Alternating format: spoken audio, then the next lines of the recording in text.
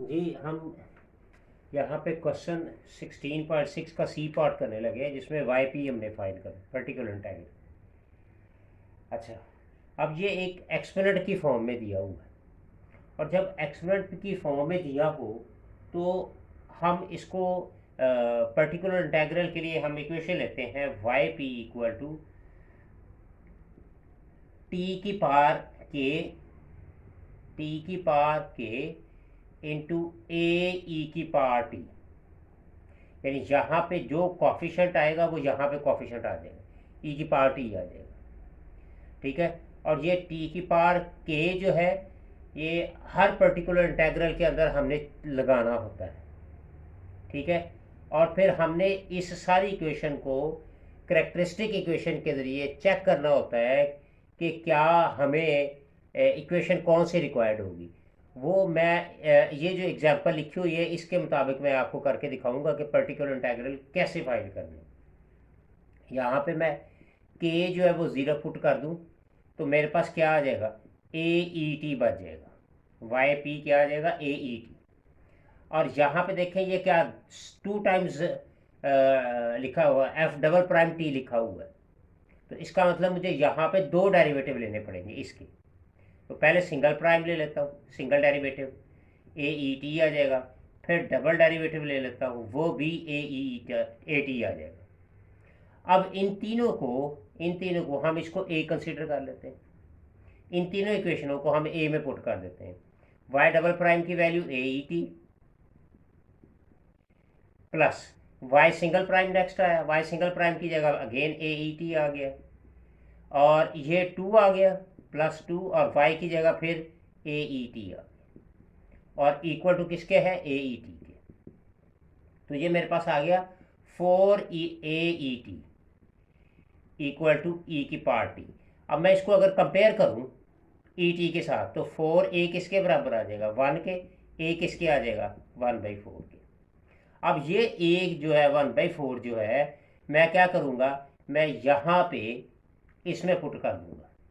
तो मेरे पास क्या आ जाएगा, मेरे पास आ जाएगा जी y p equal to t के हमने चूँकि ज़ीरो लिया था, ए ई टी आ गया था। तो ये आ गया मेरे पास ए की जगह 1/4 और ई की पावर टी वाई पी। तो ये मेरे पास था जी वाई पी, इसका सी पार्ट था जो मैंने ये इसको सॉल्व कर दिया।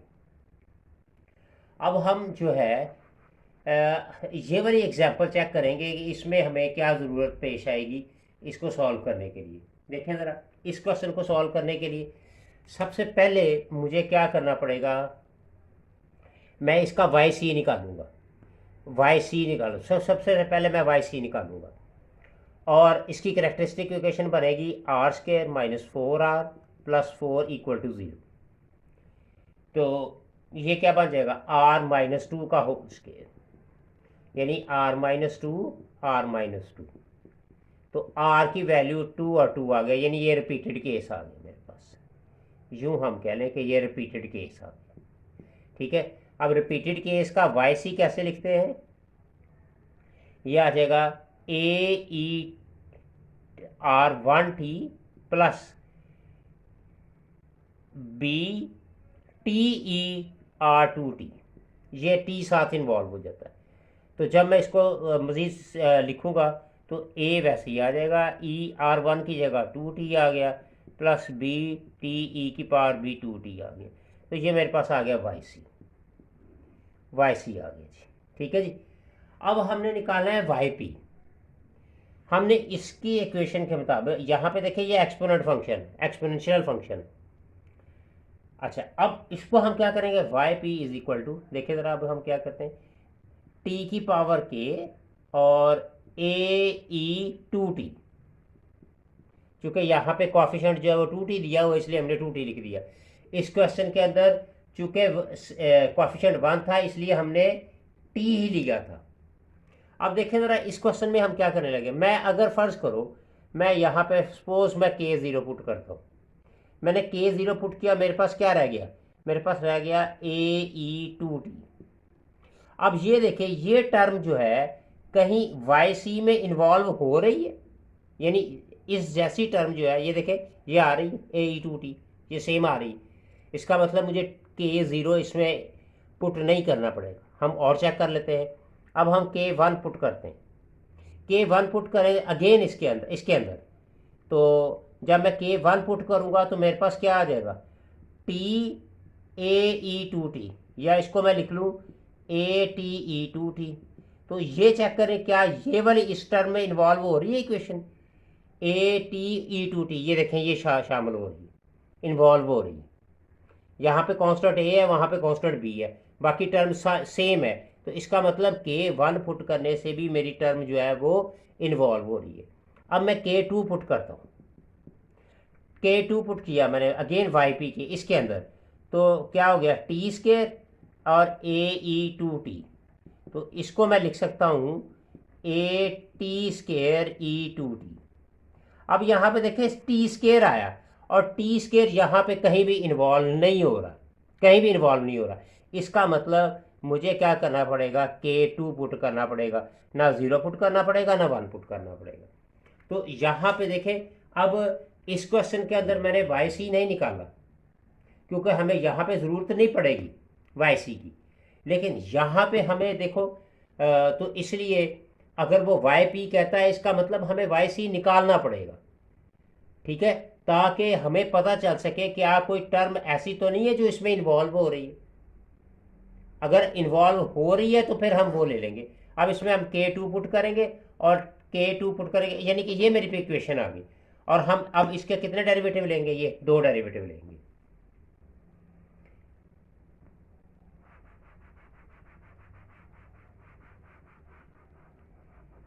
ये तो YP मेरे पास क्या आएगा, T⁻K और AE2T, और मैं K क्या पुट कर जा रहा हूँ, 2 पुट। तो ये आ गया A, इसकी जगह T² आ गया और E2T आ गया, ये YP आ गया। अब इसका फर्स्ट डेरिवेटिव लेंगे। फर्स्ट डेरिवेटिव क्या आएगा, ये T², ये प्रोडक्ट रूल लगेगा जी इसके ऊपर, T² और ये E2T इंटू 2 आ गया, प्लस E2T वैसे ही आ गया, और इसका जब डेरिवेटिव लेंगे तो 2T आ जाएगा।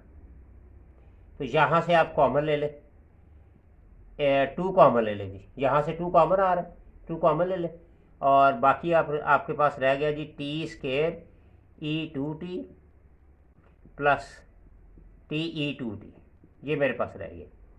अब सेकंड डेरिवेटिव ले लें, सेकंड डेरिवेटिव इसका हम सेकंड डेरिवेटिव ले लेंगे। 2A वैसे ही आ गया, इस पर प्रोडक्ट रूल लगाएं पहले, T² E2T into 2 plus E2T, और इसका लेंगे तो 2T आ जाएगा प्लस। अब इसका डेरिवेटिव ले लें, T एज इट इज़ आ गया, और इसका derivative E2T into 2 plus E2T आ गया, और T का 1 आ गया, ये मेरे पास आ गया जी। तो ये आ गया 2A, ये आ गया 2T² E2T plus 2T E2T आ गया, प्लस 2T⁻2T आ गया, प्लस E⁻2T आ गया, ये मेरे पास आ गया जी। तो अब मज़ीद इसमें से E⁻2T जो है वो कॉमन आ सकता है, ये देखिए सब में E⁻2T कॉमन आ रहा है। तो ये मेरे पास आ गया 2A E⁻2T, पीछे रह गया 2T², ये 2T और ये 2T 4T हो गया, प्लस 1 आ गया। तो ये मेरे पास आ गया जी, इसका सेकंड डेरिवेटिव आ गया हमारे पास। ले जी, अब हम क्या करने लगे हैं, अब ये मेरे पास, ये देखें ये मेरे पास ओरिजिनल इक्वेशन थी, यहाँ से फर्स्ट डेरिवेटिव, ये सेकंड डेरिवेटिव। अब ये दोनों जो है अपनी ये क्वेश्चन था, गिवन क्वेश्चन था, उसमें हम पुट करने लगे। तो ये मेरे पास आ गया y⁻ t minus 4y single prime t plus 4y into t equal to E2T। अब इसके अंदर हम 5" तो इसका मतलब ये मैं सारी लिख दूंगा। मेरे पास आ गया 2A E⁻2T 2T² plus 4T plus 1। इसी तरह से ये y सिंगल प्राइम का ये आ गया, प्लस माइनस ये 4 साथ आ रहा है, 4 लिख दिया और इसके साथ मल्टीप्लाई कर देंगे, ये आ गया जी 2a टी स्केयर ई 2t प्लस टी ई की पावर 2t प्लस ये नेक्स्ट आ गया जी 4y, 4 और y की जगह हम ये इक्वेशन, ये आ जाएगा A T square E 2t, ये वाली इक्वेशन हमने पुट की जी वाई पी की, और ये इक्वल टू आ गया ई की पावर 2t, ये हमारे पास आ गया।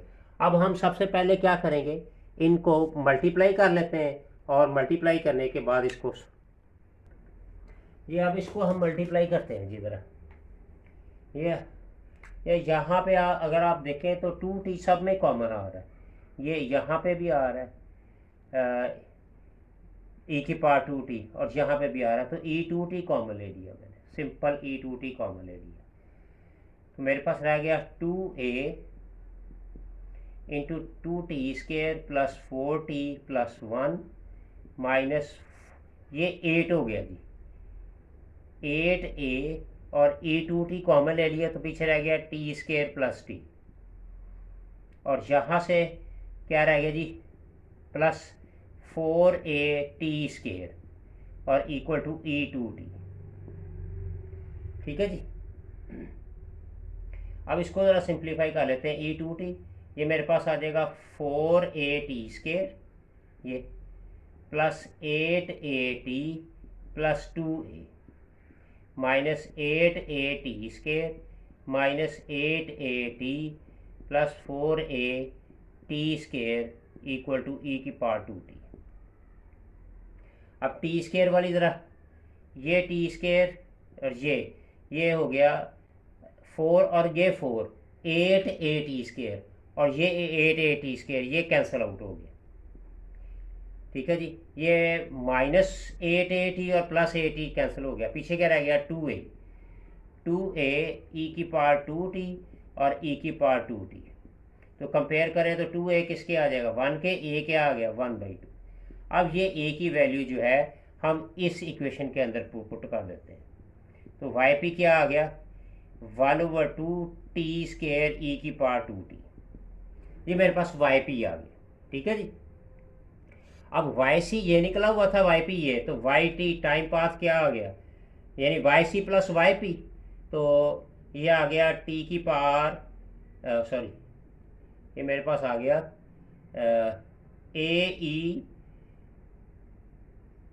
2t plus b t e की पावर 2t प्लस, और यहाँ पे आ गया 1/2 टी स्केयर ई की पावर 2t, तो ये मेरे पास आ गया जी आंसर इसका, जो कि हमने हाँ जी। अब ये 16.6 का ये डी पार्ट है, और ये हमारे पास ट्रिग्नोमेट्रिक फंक्शन दिया हुआ है। ठीक है, तो जब मैं इसको वाई पी के लिए जब मैं निकालूंगा, हमने वाई पी निकालना है, तो वाई पी निकालने के लिए हमने क्या करना है, इसकी जो इक्वेशन आएगी वाई पी की वो आएगी टी की पावर के into a cos t plus b sine t. ठीक है जी, कॉफिशेंट जहाँ पे जो आएगा वही यहाँ पे कॉफिशेंट हम लिखेंगे, अगर यहाँ 2t होता तो यहाँ पे भी हम 2t लगा देते हैं। अब यहाँ पे k हम 0 पुट कर रहे हैं, और मेरे पास क्या रह जाएगा फिर a cos t plus b sine t y p के लिए। ठीक है जी, अगेन k0 हमें कैसे पता चलेगा, हम yc निकालेंगे तो हमें आइडिया होगा कि yp में हमने k0 पुट करना है, 1 पुट करना है, 2 पुट करना है। ठीक है, तो मैंने k यहाँ पे 0 पुट कर लिया, और चूँकि इसमें कॉज और साइन आ रहा है तो टर्म इन्वॉल्व नहीं होगी yc के अंदर, इसलिए मैंने इसको k0 पुट कर दिया। अच्छा, अब इसका आप दो डेरिवेटिव ले लें, पहले सिंगल डेरिवेटिव ले लें, क्या आएगा a कॉस का माइनस आ जाएगा sine t plus b sine का कॉस टी आ जाएगा। अब इसका दूसरा डेरिवेटिव ले लें, माइनस a साइन का कॉस आ जाएगा प्लस b और कॉस का माइनस साइन टी आ जाएगा। तो ये मेरे पास आ गया जी डेरिवेटिव्स। अब हम इस इक्वेशन में पुट कर देते हैं, वाई डबल प्राइम, तो ये मेरे पास आ गया minus a cos t minus b sine t. फिर वाई टी आया, वाई टी मेरे पास ये आया minus a sine t plus b cos t. फिर मेरे पास 3y आया प्लस 3 आ गया, और y की जगह ये मेरे पास आ गया 3a cos t plus 3b sine t, और इक्वल टू किसके आ गया, साइन टी के आ गया। अब साइन टी वाले सेपरेट कर लेंगे, ये साइन टी के हैं ये 3, तो ये आ गया minus a sine t minus b sine t plus 3b sine t, और इसको कंपेयर करेंगे तो ये साइन टी इधर आ जाएगा।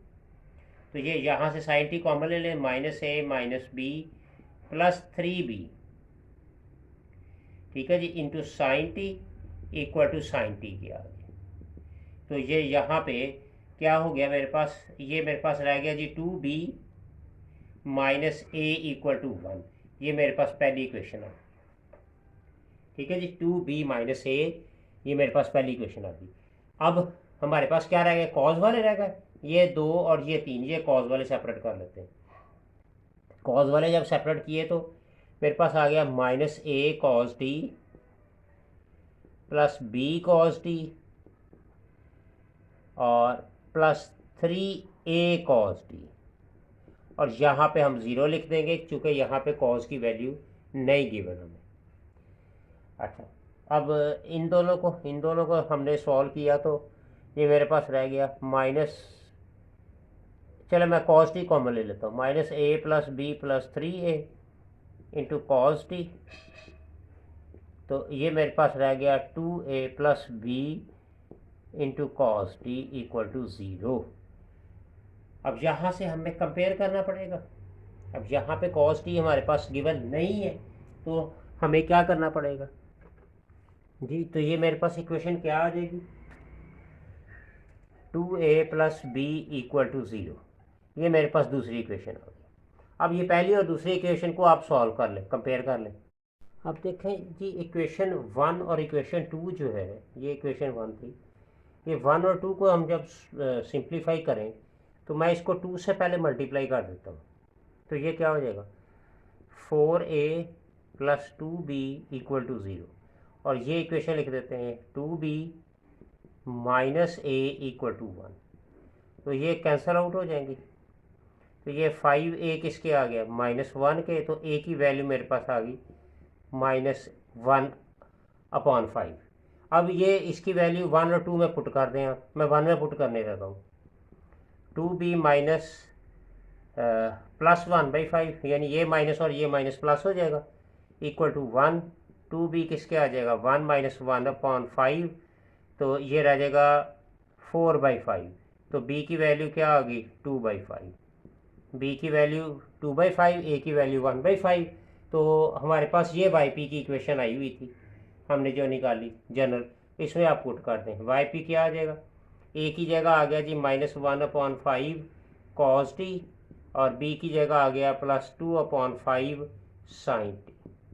ले जी, ये क्वेश्चन था आपका, डी पार्ट था 16.6 का।